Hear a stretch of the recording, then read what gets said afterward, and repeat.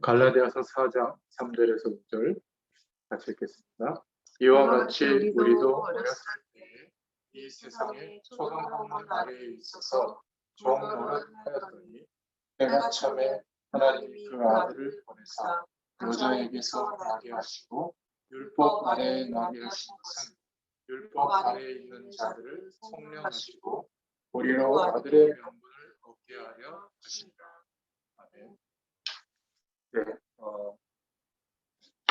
오늘 이 말씀을 통해서 구원자의 조건이라는 제목으로 함께 은혜를 나누겠습니다. 오늘 소요리 문답 제22문답의 내용인데요. 그리스도께서 하나님의 아들로서 어떻게 사람이 되셨습니까? 우리는 저 같은 경우는 어린 시절에 모태신앙으로 교회 안 갈 자유가 없이 이제 교회 속에서 컸는데, 그러다 보니까 그냥 자연스럽게 예수님께서 우리를 위해서 이 땅에 오셨고 또 나를 위해서 죽으시고 부활하셨다, 이게 그냥 아멘 하고 넘어갔어요. 그런데 구원자의 가장 중요한 조건이 성육신하신 분, 그러면서도 인간의 몸을 입고 이 땅에 태어났다면 한 사람도 성육신하시는 그리스도가 될 수가 없는데, 동정녀 마리아에게 나시고, 즉 마리아의 태에서 잉태되어져서 태어났는데 그러나 죄는 없으시다. 이게 이제 오늘 답이거든요. 그러니까 예수님이 이 땅에 오셔서 그리스도 되어주신 그 일에 가장 중요한 시작이 성육신하신 내용. 그래서 저는 어린 시절에 복음에 대한 분명한 이런 답이 없을 때는 사실은 신앙생활을 해보려고 도대체 나는 누구지? 무엇을 위해서 어떻게 살아야지? 이런 질문을 해봐도 명쾌하게 결론이 내려지지 않으니까 사실은 교회 안 가면 막 거의 뭐 쫓겨나다시피 막 혼이 났지만, 근데 사실은 왜 교회에 그렇게 가야 하는지, 예배를 왜 그렇게 드려야 되는지 사실 정확한 답은 안 나왔어요. 뭐 어려우니까, 힘드니까 하나님께서 뭐 은혜를 주시겠지, 뭐 좀 도움을 주시겠지, 뭐 이렇게 생각한 거죠. 그러다 보니까 그때 주로 신앙생활의 배경은 뭐였냐면, 목회자를 잘 섬기고 교회 예배 잘 참여하고 또 기도 열심히 하고 새벽 기도 생활하고 좀 11조도 드리고 뭐 헌금 생활 바로 하고 교회 일에 적극적으로 참여해서 헌신하고, 그러면 그렇게 하는 만큼, 열심히 그렇게 신앙생활하는 만큼 하나님이 이렇게 축복하신다, 뭐 그런 신앙생활이었어요. 그러다 보니까 열심히 잘 안 하게 될 상황이 있잖아요. 그러면 교회 가기가 더 싫고, 내가 뭔가 이렇게 많은 먼지가 묻어 있어서, 주의 먼지가 묻어 있어서 그거를 털어내고 좀 깨끗해졌어, 그때는 좀 갈 수 있을 텐데, 그렇지 않으면 막 가기 싫고, 특히 저 같은 목회자를 만나면 왠지 막 꺼림직하고 목회자가 대단한 사람이 아니라 똑같은 사람입니다.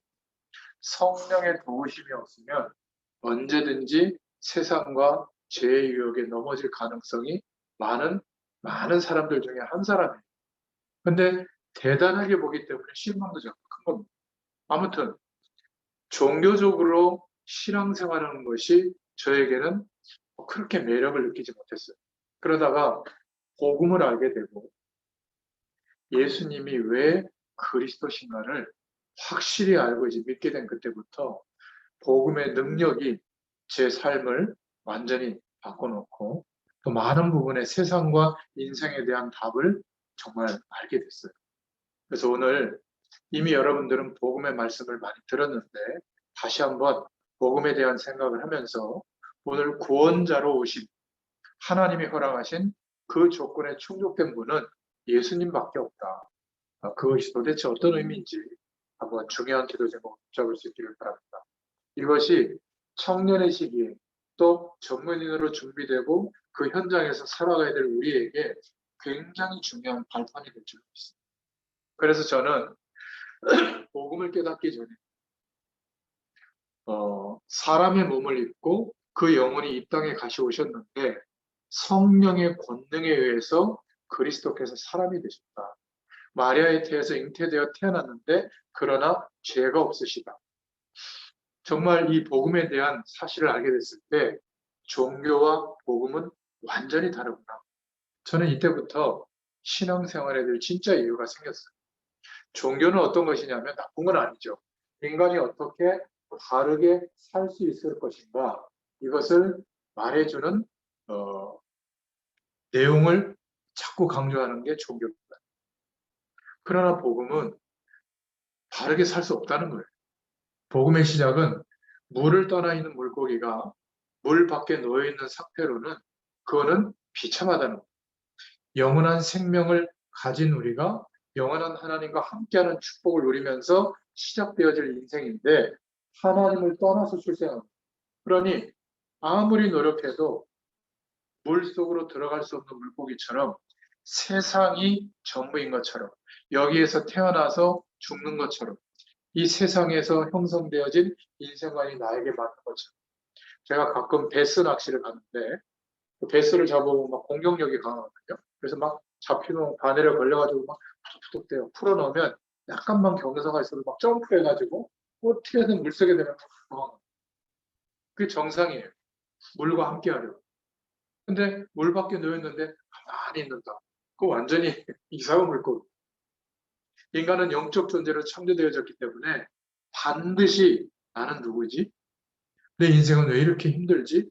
그래서 처음에는 돈이 없거나 부모님의 배경이 좀 잘못됐거나 아니면 어떤 선택을 잘못했거나 아니면 내가 좀 능력이 없거나 이런 것 때문에 힘들다고 생각했는데 이제 열심히 사는 사람들의 특징이 그런 어려운 조건들을 넘어서서 나름대로 전문성도 갖추고 금융 자산도 갖고 또 많은 어떤 살아갈 수 있는 조건과 환경도 마련되어졌는데 고민할 때보다 청소년 시기보다 더 멸망이 오는 더 재앙이 와요. 어디 팔이 부러지는 이런 재앙이 아니라 영적으로 공허해지고 별것 아닌 문제에 인생이 확 걸려가지고 완전히 망할 수밖에 없는 그런 상태에 도달하게 됩니다. 그래서 복음은 인간이 어떻게 바르게 살 것인가, 종교는 그것을 가르치고 할 수 있다고 하지만 복음은 왜 안 되는지 이유를 알려주고 삶을 바르게 살기 이전에 이 세상 배경 속에서 빠져나올 수 있어야 됩니다. 죄와 사망의 법 아래 출생해서 살던 우리의 인생이 해방을 받아야 됩니다. 어떻게 구원받을 것인가를 말해주고 있습니다. 그것도 열심히 해서 얻는 것이 아니라 우리에게는 방법이 없고 이 세상에는 방법이 없기 때문에 하나님이 제시한 그 답을 믿을 때 구원받도록. 그러니까 우리는 믿음이 왔기 때문에 하나님의 은혜를 부어주셔서 복음에 대한 사실이 믿어져서 하나님의 구원을 받았지만 우리에게 이루어진 복음의 내용은 이 지구의 모든 가치를 합쳐서 대가를 견주어도 비교할 수 없는 가치. 제가 지금 들고 다니는 것 중에 제일 비싼 게 핸드폰인데 이게 100만 원이면 100만 원짜리 가치가 있는 거 아니에요? 그래서 이게 막 깨지거나 그러고 막 안타까워하잖아요. 우리는 어느 정도의 가치냐면 예수님께서 영원한 대속제물이 되어주시고 죄에서 해방시켜 주셨거든요. 예수님과 함께 죽고 예수님과 함께 거듭날 수 있는 재창조의 길을 열어주셨어요. 우리의 가치를 따지자면 구원받은 자는 예수님 짤이에요. 아멘. 저 좀 보세요. 어디에 주눅 들고 없기 때문에 막 자존심 상하고 열등감 느끼고 수치심 느끼고 그럴 존재가 아니에요. 예수님의 가치를 좀 말이 이상한데 독생자로 오신 예수님이 자신을 희생하셔서 우리에게 구원의 길을 열어주시고 우리를 구원해 주시고 그러니까 엄밀히 따지면 복음을 깨달은 그때부터 우리의 자존감은 뭐 비교할 수 없을 만큼 높아집니다. 그것도 모를까봐 거룩한 영 성령으로 함께 하시면서 인도해 주시는 거거든요. 어떻게? 내가 이 세상에 살아가는 삶이 안정되고 행복하고 성공하도록 그것이 아니라 그것은 하나님이 알고 계시고 당연히 그렇게 인도할 텐데 그것과 견줄 수 없고 감히 상상할 수 없는 하나님이 원래 인간에게 허락해 주셔야만 되는 영원한 생명의 축복을 경험하도록 해주시는 거예요. 어떻게? 예수 그리스도를 믿는 믿음 안에서. 그런데 그 그리스도가 되어주신 가치는 너무 수준이 높고 엄청나기 때문에 우리 보고 성경 공부해서 알도록 하면 알 수가 없어요. 일단 하나님이 구원해 놓고 성령께서 조금씩 조금씩 깨닫게 해주시는 것이지 우리가 공부해서 알아가는 게 아니에요. 이미 완전한 구원이 임하. 어떻게? 세상에 대해서, 죄에 대해서, 사망에 대해서, 저주의 세력에 대해서는 죽은 존재로 하나님이 인정하는 순간 해방됩니다. 조금씩 착해지고 조금씩 열심히 해서 조금씩 우리의 삶이 나아져서 성공된 아주 안정된 인생이 되는 게 아니라 거기에서 해방되게 하십니다. 어디 무인도에다가 이렇게 해방되게 놨다면 우리가 훨씬 잘 알았을 텐데 여전히 우리가 사는 삶의 영역 안에 그냥 두셨단 말이에요. 그런데 우리의 삶은 하나님이 임재하시는 하늘 보좌의 축복으로 역사에 나가시는 신분이 됩니다. 노예는 아무리 열심히 살아도 노예예요. 노예로 태어난 자손은 노예 신분대로 대접을 받습니다. 그런데 왕의 족보로 태어난 왕제들은 어떻게 되죠? 왕손으로 대접을 받잖아요. 그런 교육을 받고. 그러니까 내가 잘 먹고 잘 살기 위해서 사는 거는 왕의 제목이 아니죠. 저 백성들이 어떻게 사는가, 저들을 어떻게 하면 괜찮은 삶을 살 수 있도록 국가도 만들고 백성들을 위할 수 있을까, 이런 공부를 하는 윤희자매가 지금까지 공부했는데 열심히 일하는 목적이 어떻게 하면 이 지구에 사는 모든 사람들을 이롭게 하고 행복하게 하고 답을 줄 수 있을까, 이런 생각을 하면서 공부하고 일한다면 하나님과 아마 딱 맞을 거예요. 결혼을 하더라도 그 대상자를 찾더라도 나를 사랑해주는 사람 이전에 어떻게 하면 이 지구촌에 있는 모든 사람들을 도울 수 있을까? 내가 사랑하는 이 사람도 이런 생각을 가졌을까? 뭐 이것부터 생각해 보겠죠. 제가 저희 집사람 만나서 첫 번째 한 얘기가 뭔지 알아요? 결혼을 이렇게 얘기할 때 나는 앞으로 냉장고도 못 사준다. 왜냐하면 교역자의 길을, 나는 목회자의 길을 가야 되기 때문에 나는 대단히 성공해서 대단한 어떤 가치를 부여해 줄 수가 없다. 그리고 나는 잘 모르지만 그때 정의로운 예수님 붙잡고 나는 뭔가 바르게 성실하게 최선을 다해서 어려운 사람들에서 이렇게 생각해요. 그러니까 요만큼도 어떤 경제적 혜택이나 세상적 안정감을 주지 못한다. 그래도 괜찮냐. 또 어떤 이유에서인지 저희 집사람은 괜찮다고 하고 저하고 결혼한 거예요. 지금 생각해보면 놀라운 일이지. 근데 아무튼 복음 안에서 우리가 하나님과 함께하는 축복을 누리게 되면 살아가는 삶의 이유가 바뀌게 됩니다. 왜냐하면 어떻게 살아야 될 것과 이전에 근본적으로 다르게 살 수 없는 인생이었는데 거기에서 해방되게 됩니다. 그래서 이 중요한 인생의 문제를 궁극적으로는 해결할 수 없는 그런 답을 가지고 있는, 해결하는 답을 가지지 못한 종교에서는 주로 가리키는 내용이 뭐냐면 죄를 짓지 말라고 가르쳐요. 착하게 살려고 가르쳐요. 옳은 말이지만 저는 안 맞더라고요. 죄 안 질 수 있습니까? 저거 죽이고 싶다 이런 생각 가진 적 없어요? 바리새인들은 예수님 시대에 구약의 말씀, 특히 모세오경을 암송할 정도였고 하나님의 말씀의 율법대로 살려고 목숨 걸고 지켰던 사람입니다. 그러니까 자기들처럼 살지 못하는 사람들을 지적하고 법의 심판대에 세워서 어떤 제재를 가할 정도로 그렇게 극단적으로 말씀대로 살려고 합니다. 근데 예수님은 그 바리새인들을 가장 악하다고 했어요. 왜죠? 그러면서 예를 든 게 뭐죠? 원수도 사랑해라. 마음으로 행하는 그 죄도 몸으로 행하는 법을 어기는 죄와 똑같아. 그러니까 오른밤 때리면 왼밤도 내주고 겉옷을 나라고 그러면 속옷도 내주고 뭐 70번씩 7번이라도 용서해주고 이렇게 우리가 할 수 없는 그런 이야기를 예수님은 하신 거예요. 그러니까 바리새인들이 근심하는 거죠. 법을 좀 안 지을 수 있을지 모르나 하나님을 떠난 상태, 해적선에 타 있는 상태로는 아무리 착하고 성실하고 열심히 공부해도 도덕의 일을 돕는 거죠. 해적의 일이 더 잘 되도록 하는 거죠.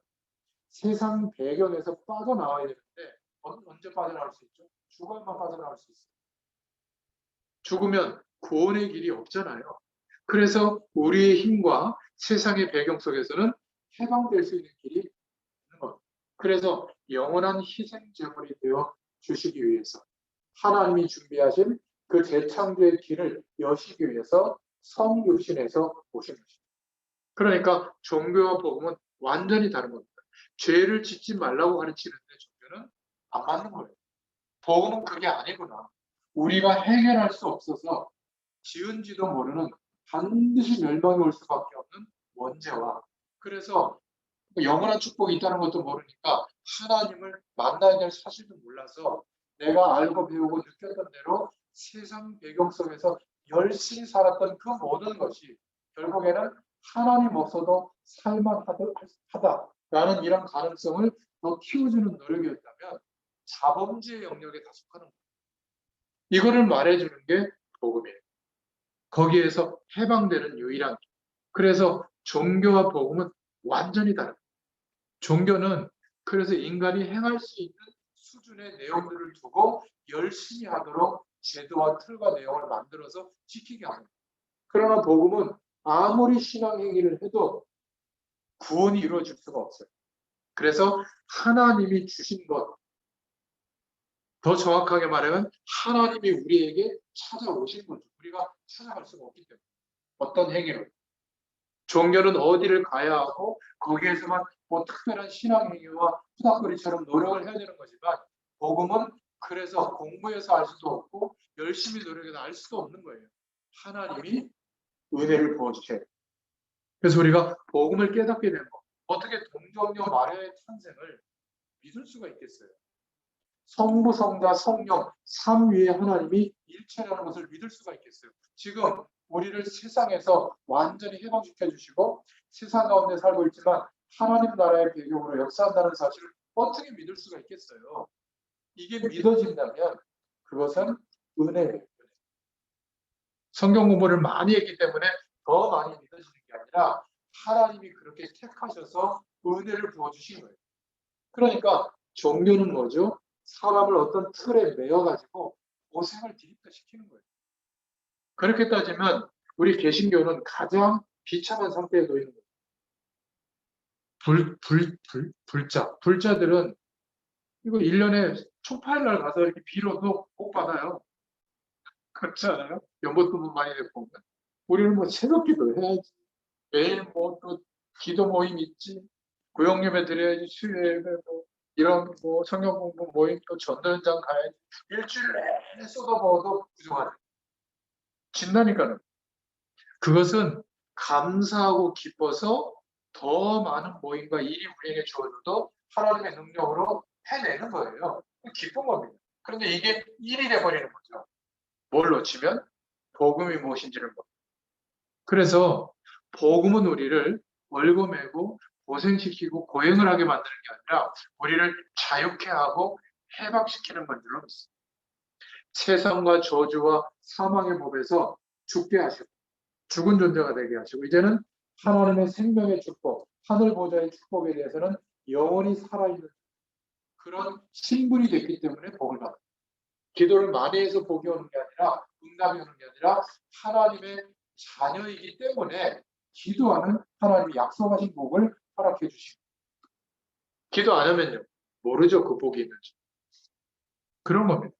그러니까 3시간 기도하면 3시간 기도한 만큼의 복이 온다. 그거는 종교적 영역 속에서 갖고 있는 기대가 믿고 기도하는 자마다 여기서 참 좀 억울한 것도 있고 하나님은 공평하신 게 저 같은 사람은 좀 믿고 기도하잖아요. 보통 평신도들보다. 그럼 제가 복을 더 많이 받아야 되잖아요.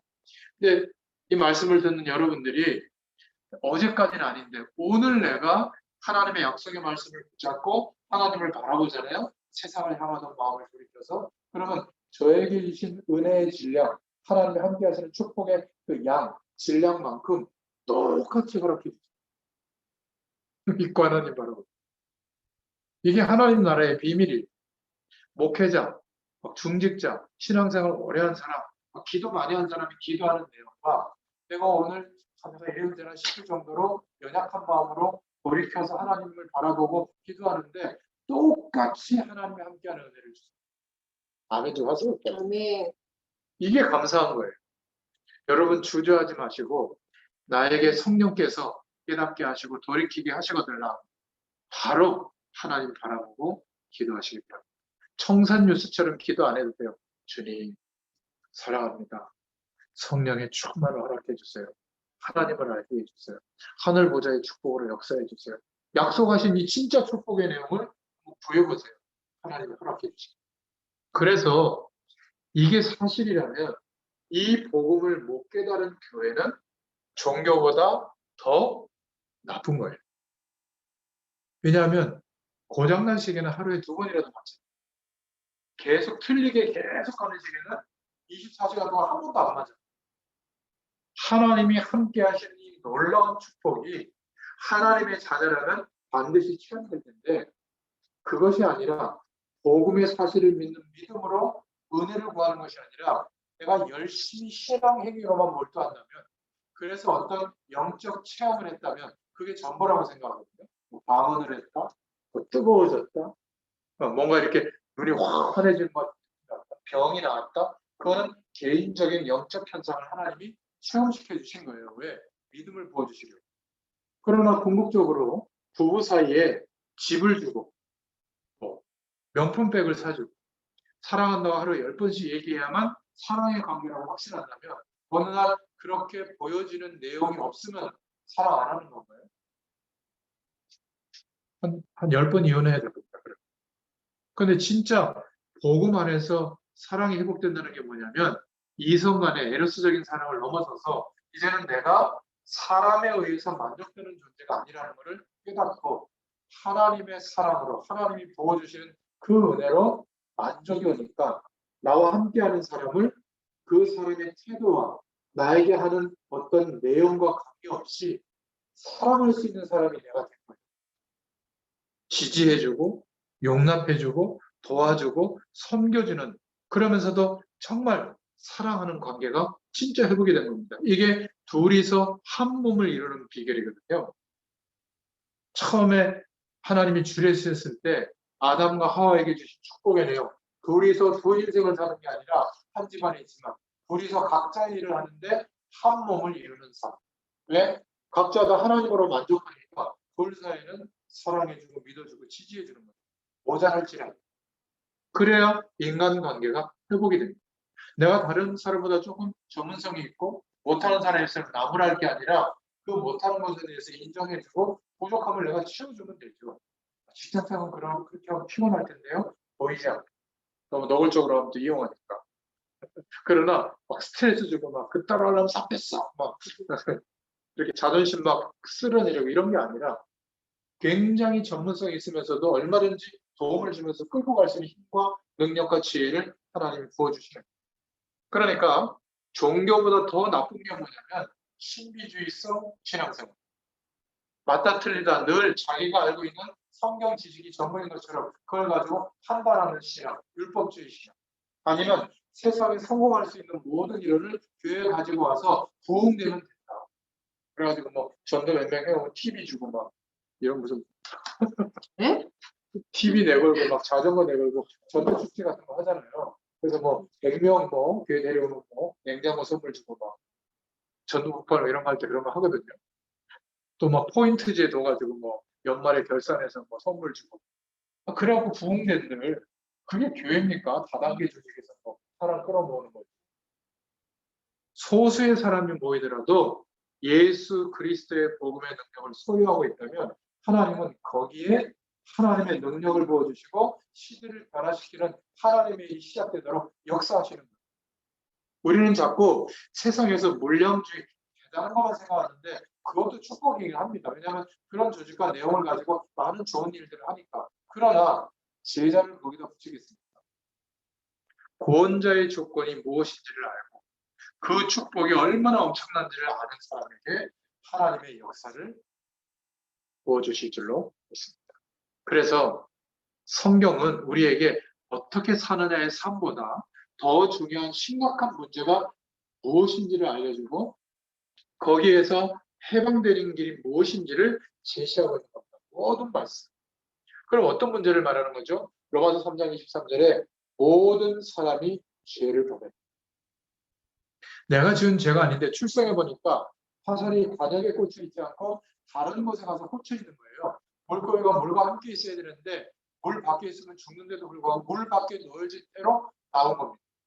우리가 이 세상에서 하나님을 모르는 상태로, 알 수 없는 상태로 죄와 한몫이 되어져서 출생한 겁니다. 아담과 하와가 하나님의 약속을 놓친 것 때문에. 그래서 모든 사람이 죄를 범했기 때문에 하나님의 영광이 이르러야 되는데 하나님과의 단절이 된 것, 하나님과의 교제가 끊어진 게 인간의 가장 비참한 거라고 했잖아요. 아무리 많은 조건을 가져도 마약을 하지 않으면 뭔가 정신과적인 치료를 받지 않으면 잠조차도 못 잘 겁니다. 공황장애 같은 거 한번 빠져보면요. 정말 죽을 맛이에요. 어떻게 하느냐 저는 모르는데 그런 사람들을 몇 명 만나봤거든요. 요 컵 하나 들 의욕도 없어요. 그리고 사람들이 나를 이렇게 쳐다보는 눈빛 하나도 견딜 수 있는 힘이 없어요. 숨도 쉴 힘이 없어요. 어떤 사람 어떻게 살겠습니까? 근데 그게 비교적 전문인들 중에 많고요. 성공한 사람들 중에 훨씬 더 많고 많은 대중적 지지를 받고 있는 사람들 중에 더 많아요. 소시민들은요. 그냥 너무 피곤해가지고 그냥 누우면 잘 언제 잘까 잠부정해서 새벽까지 나와서 일하고 밤늦게 들어오고 정신없어요. 근데 그게 불행이라고 생각하는데 영적인 부분에서 훨씬 더 건강할 가능성이 많습니다. 내가 돈벌이를 안 해도 경제적 자유가 와서 돈이 들어오는 통과 시스템들이 한 10군데가 있다. 그래서 한 2천만 원, 3천만 원 정도 일 안 해도 돈이 들어온다. 그러면 놀러 다니기 바쁘겠죠. 행복할 것 같죠. 이 사람들의 고민이 뭐냐면 눈을 떠서 눈 감기 전까지 재미가 없어요. 하루. 왠줄 알아요? 먹고 싶은 거 다 먹었지. 사고 싶은 거 다 사지. 놀러 다니고 싶은 거 다 놀았지. 쾌락적인 거 다 해봤지. 오늘 뭐 하지? 이게 고민. 어느 정도로 고민이냐? 밥 못 먹을 정도. 내가 밥을 먹어도 누구와 밥 먹을지 자존심 상해서 저런 인간들하고 안 먹어. 하다가 먹을 사람 찾느라고 하루가 바쁘게. 어느 골프장 가서 누구와 부킹을 해가지고 같이 라운딩을 해야 내가 좀 내 그레이드가 세워지고 내 인맥이 살아나고 이거 서로 고민하고 자존심 세우느라고 밥 마시고 밤에 잠을 못 자. 저게 신상을 들고 나와? 내가 안 갖고 있는 신상을? 전 세계에 몇 점밖에 없는 신상을? 이것 때문에 막 전신 상해가지고 막. 그랬더니 어떤 분은 그렇게라도 살아보고 싶대. 절대 행복 안 해. 가난하다는 게 행복이라는 게 아니에요. 하나님과 함께하는 축복을 경험해보면 별거 아니에요. 좀 힘들게 살고 있는 거, 대단하게 살고 있는 거, 그렇게 내 인생을 자주자는 게 아니라 좀 편리하고 불편할 뿐이지 내 삶의 인생의 안식의 복이 오는 건 아니구나 알게 될 줄을 믿습니다. 그래서 로마서 3장 10절에도 의인은 한 사람도 없다. 창세기 3장 사건 이후에 한 사람도 하나님이 합격하는 사람이 없다. 로마서 6장 23절에 그래서 죄의 결과는 사망이 것입니다. 그래서 우리가 힘들었던 거예요. 그놈 때문이 아니고 그 오빠 때문도 아니고 그녀 때문도 아니고 부모님 때문도 아니고 내가 그때 그 선택을 하지 말아야 되는 그 선택을 했기 때문에 어려움이 온 게 아니라 내가 못생기고 피부가 안 좋고 키가 작아서 다리가 날씬하지 않아서 아니에요. 스펙이 안 좋아서 아니라 그거는 사회생활하는데 약간 좀 불편한 지장이 오는 것뿐이지 진짜 내 인생의 문제는 죄의 결과로 사망의 배경이 놓이는 그런 인생이야. 그런 인생으로 살아왔기 때문에. 근데 거기에서 내가 해방됐는데도 얼마나 이게 엄청난 축복인지를 모르고 여전히 세상을 향하여 기대하고 하나님께 구하고 있다면 알고 있는데 하나님 너무 안타까워. 그래서 인간에게는 이런 문제가 있기 때문에 스스로도 세상의 그 어떤 것으로도 해결할 수가 없는 거예요. 그래서 그렇게 열심히 노력하면서 사는데 해결이 안 되는 겁니다. 내 인생의 문제. 차라리 그냥 대충 살았더라면 더 억울할 텐데.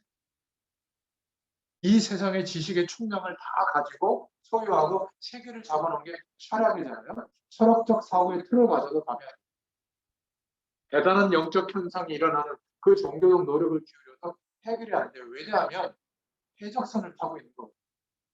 죄의 배, 사단의 배에 타고 있는 거예요. 내려야 되는데 내릴 수 있는 길이 없어요. 죽어야만 끝나는 길이에요.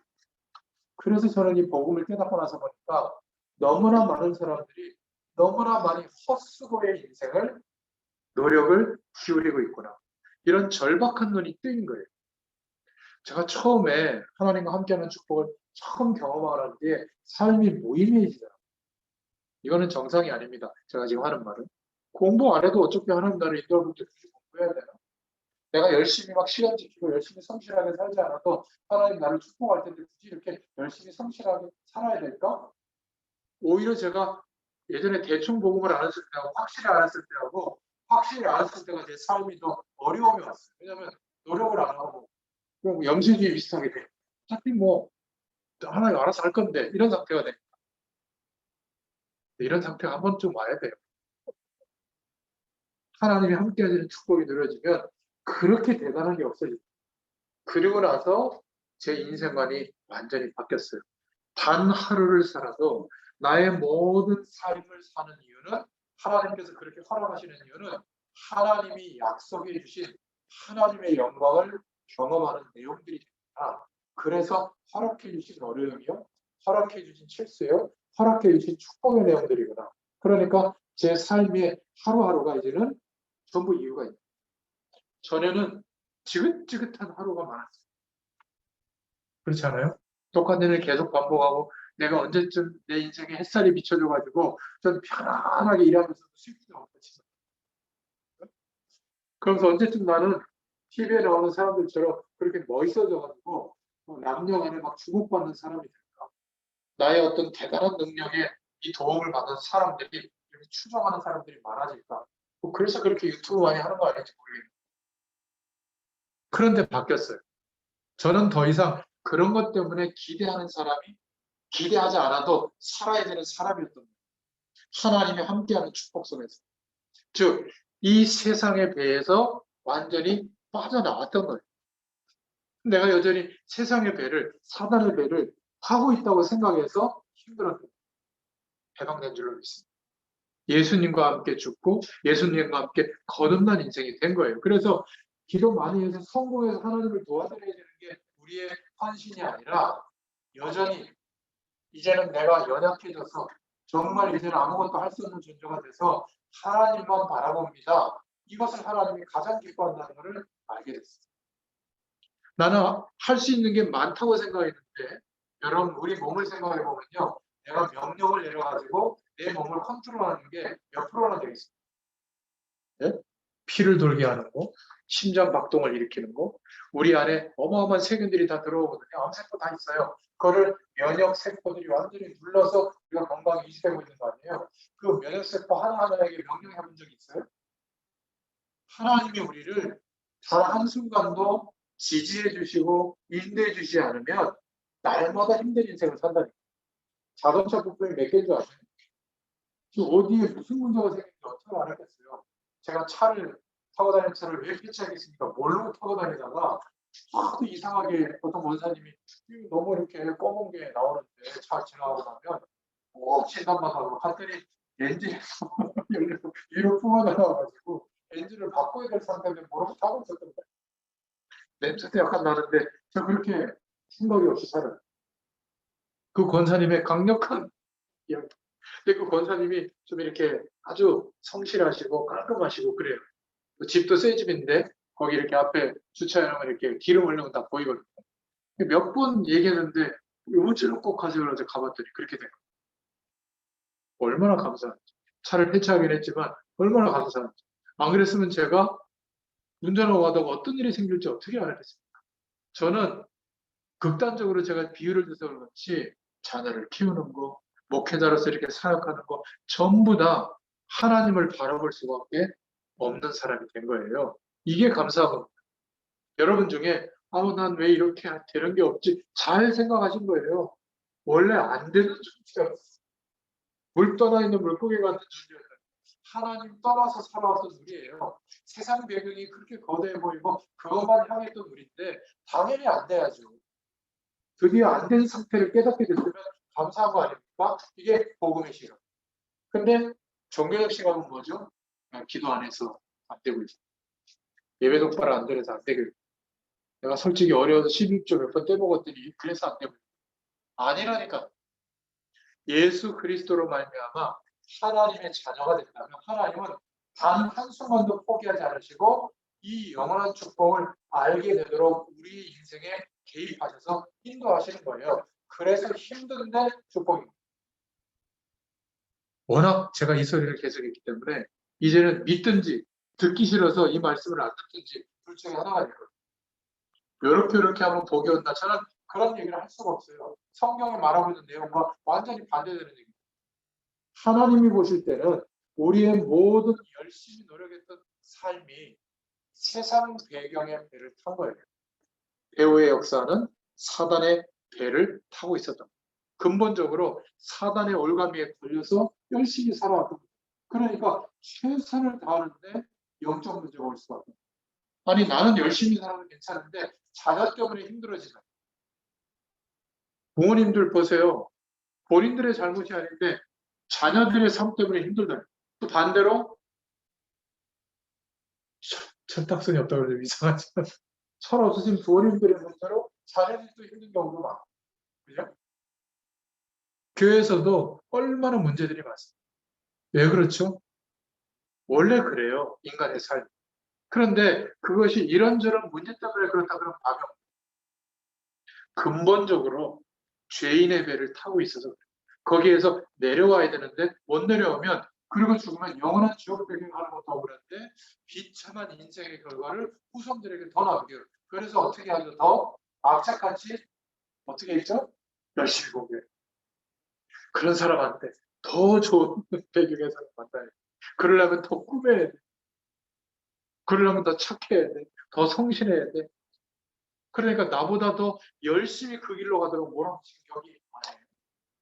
나는 부모의 사랑으로서 그걸 몰아붙인다고 생각했는데 축복의 길로 안내한다고 생각했는데 알고 봤더니 더 견고하게 성을 쌓아주는 거예요. 그래서 그렇게 훌륭한 사람들이 비참한 결과를 얻고 생을 마감하게 됩니다. 자, 그렇다면 구원할 자가 누구신가? 이 조건을 갖춰야 됩니다. 절대 사람이 아니에요. 인간의 후손은 인간을 건질 수가 없어요. 왜냐하면 원죄 아래서 출생하기 때문에. 출생해서 죽을 때까지 사단의 배에 타고 있기 때문에. 그래서 그 사람의 다른 사람을 위한 죽음조차도 그 사람의 영혼을 살릴 수 있는 죽음이 되지 못하는 겁니다. 원래 죄인의 후손이기 때문에. 그래서 인간의 후손은 될 수가 없었던 겁니다. 유일하게 첫사람 아담만 죄 없이 출생했고요. 두 번째 아담으로 오신 예수님만 이 구원자의 조건을 충족하신 예수님만 그리스도가 되어줄 수가 있는 거예요. 어떻게 하나님이 하셨죠? 우리에게는 방법이 없기 때문에 그 구원의 방법은 하나님께서 직접 하실 수밖에 없었던 겁니다. 성자의 몸으로. 하나님이 사람의 몸을 입고 이 땅에 오신 것입니다. 이 방법밖에 없기 때문에. 그래서 동정녀로 탄생해야 합니다. 오늘 답으로 동정녀 마리아에게서 잉태되어 탄생하셨으나 그러나 죄가 없으셔야 돼요. 그렇게 해야 되는 이유는 남자의 씨를 받고 태어난 우리 모두는 불법을 좀 덜 저지를 수 있을지는 몰라도 원죄 아래서 출생하기 때문에 절대로 예수님은 그 시대의 선지자고 나는 이 시대에 하나님의 뜻을 계시하는 선지자이기 때문에 내 말만 들어야 하나님의 복을 받을 수 있다. 다 거짓말이죠. 사기꾼들이. 혹시 그런 모습을 보이면 목회자들이 그런 모습을 보이면 기도해 주십니다. 흑암 세력이 꺾이고 예수님만 영원한 대속제물이 되어주셨고 구원자이신 줄로 믿습니다. 인간의 후손은 전부 원죄를 가졌기 때문에 죄 없이 출생하시는 방법을 말씀해 주십니다. 그것은 우리가 할 수 없는 방법, 재창조의 능력으로 하나님이 이루신 내용입니다.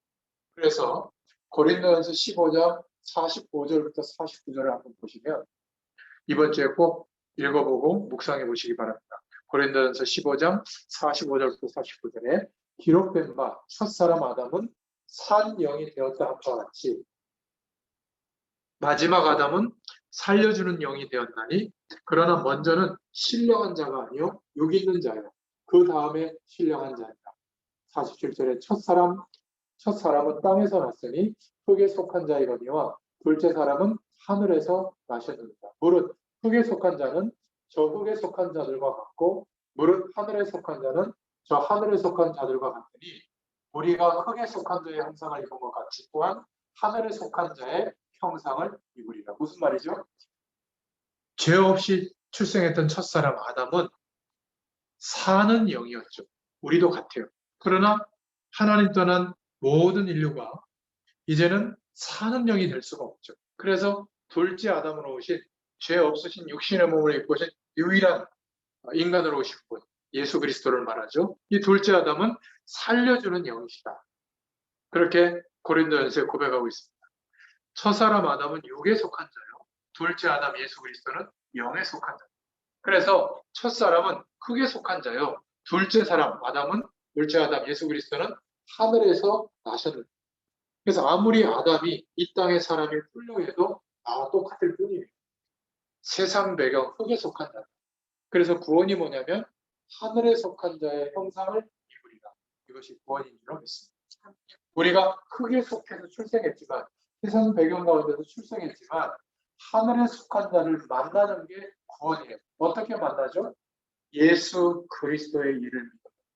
예수 그리스도를 통하여 중보자 되신 그분의 죽으심과 부활로 우리에게 생명의 길을 열어주신 줄로 믿습니다. 그래서 구원의 비밀의 첫 출발과 결론이 뭐냐면 성육신하신 예수님, 그 예수님이 하신 그리스도의 일을 믿는 것인 줄로 믿습니다. 그래서 요한복음 1장 14절에 말씀이 육신이 되어 우리 가운데 거하시되 우리가 그의 영광을 보니 아버지의 독생자의 영광이요 은혜와 진리가 충만합니다. 마태복음 1장 21절부터 23절에도 이 모든 일이 된 것은 주께서 선지자로 하신 말씀을 이루려 하심이 이르시되 보라 처녀가 잉태의 아들을 낳을 것인데 그 이름은 임마누엘이라 하리라 하셨으니 이를 번역한즉 하나님이 우리와 함께 계시다. 그냥 예수님이 나를 위해 죽으셨다 이 정도가 아니라 이 복음의 영광을 정말 깨닫고 믿는 자, 영접하는 자, 곧 그 이름을 믿는 자들에게는 어떻게 해요? 하나님의 자녀가 되는 권세를 주셨어요. 하나님의 자녀이기 때문에 기도하는 응답이 없거든요. 기도를 많이 해서 응답이 없거든요. 약속하신 내용을 붙잡고 오늘 기도하면 오늘 응답해 주세요. 그래서 계시록 3장 20절에 최고의 축복, 주님과 동행하는 축복. 볼지어다 내가 문 밖에 서서 두드리노니 누구든지 내 음성을 듣고 문을 열면 내가 그에게로 들어가 그와 더불어 먹고 그는 나와 더불어 먹으리라. 동행해 주신. 그래서 우리가 가장 신앙의 최고의 상태는 주님을 바라보는 것. 하루 종일 살아가면서. 그게 동행하는 가장 큰 축복이죠. 그래서 성육신하신 예수 그리스도. 이분은 곧 하나님이신데 이 하나님은 우리 안에 임하셔서 우리를 구원할 수 있는 분이신 거예요. 그래서 예수님만이 그리스도인 줄로 믿습니다. 이 사실을 믿으면 고린도전서 3장 16절의 축복이 우리에게 임하죠. 너희는 너희가 하나님의 성전인 것과 하나님의 성령이 너희 안에 거하시는 것을 알지 못하는 성령과 함께 성령 하나님이 함께 하시는 동행하시는 인생이 된 줄로 믿습니다. 이 사실이 믿어지지 않으면 구원의 축복을 누릴 수가 없는 거예요. 내게 와 있던 영적 문제도 해결될 수가 없고요. 하나님만 우리에게 허락해 주시는 그 응답, 진정한 기도 응답도 받을 수도 없었던 겁니다. 그러니까 저와 여러분은 반드시 올 수밖에 없었던 고통 때문에 힘들었던 거예요. 그리고 아무리 노력하려고 해도 내 힘으로는 절대로 해결될 수 없었기 때문에 고통이었던 거예요. 그런데 하나님이 성육신 하시는 그리스도의 일을 시작하시고 십자가와 부활로 완성해 주시는 그 복음의 내용 때문에 우리가 그 사실을 믿음으로 이제 그리스도로 말미암아 예수님과 함께 죽고 예수님과 거듭나게 하셔서 영원한 하나님 나라의 배경을 누리게 된 줄로 믿습니다. 성육신하신 이 예수님은 지금 우리와 성령으로 함께하고 계시는 줄로 믿습니다. 정말 이 약속을 붙잡으면 모든 문제가 해결되는 거예요. 안 될 이유가 없는 겁니다. 그러니까 이 복음의 메시지가 저와 여러분 속에 우리 후대들 속에 청년 속에 들어간다면 어떤 경우에도 실패할 수 없어요. 아무리 사단의 세력이 우글대는 현장 속에 있더라도 그 모든 세력이 힘을 합쳐도 나와 함께 하시는 성령의 역사하심이 나타나면 다 무릎 꿇고 도망가게 되는 거예요. 여러분의 지금 전문 현장에 이 축복이 시작된 거예요. 사람과의 싸움이 아니라 그 배경의 역사는 영적 세력과 우리가 지금 한판 붙은 거예요. 그런데 두려워하지 말 것은 이겨놓은 싸움을 우리가 싸운 거예요. 예수 그리스도께서 완전히 승리하시고 모든 죄와 저주의 법을 무릎 꿇게 하시고 부활하셨잖아요.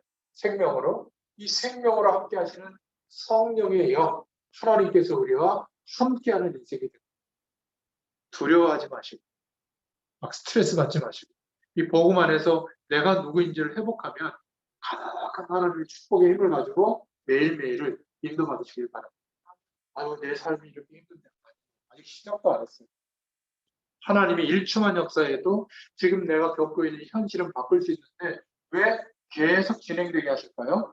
더 중요한 축복을 알게 하시고 누리게 되도록 그 힘과 배경으로 이제는 다른 하나님의 인도하시는 길을 걷게 되도록 하나님이 인도하시는 길로 있습니다.